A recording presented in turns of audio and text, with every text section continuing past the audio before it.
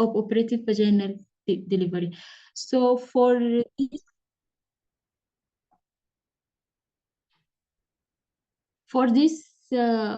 this reason, they approve that the induction should be start earlier at 41 weeks rather than to wait up to postpartum pregnancy.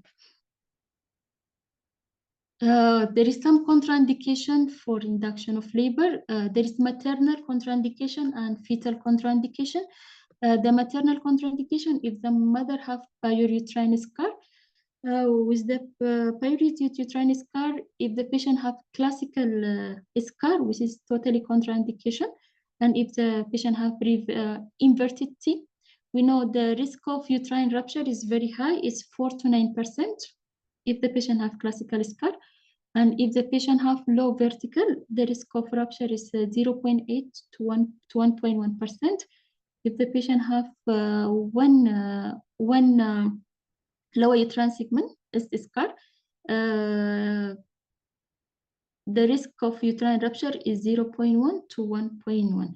The issue with one scar in our setup, we don't induce the scar, but in other setup in the developed country, they induce the scar. And then if the patient have contracted pelvis, is contraindication, and there is some pelvic deformity. The placenta previous, totally contraindication.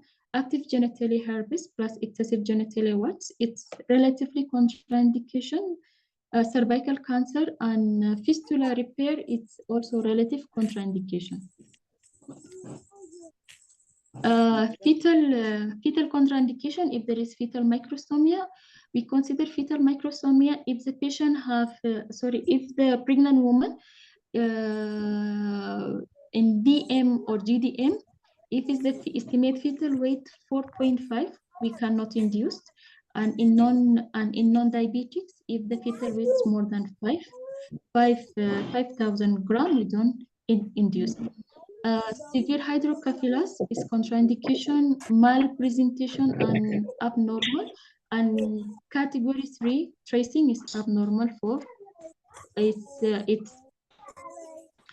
it's contraindication for induction. So before we start induction,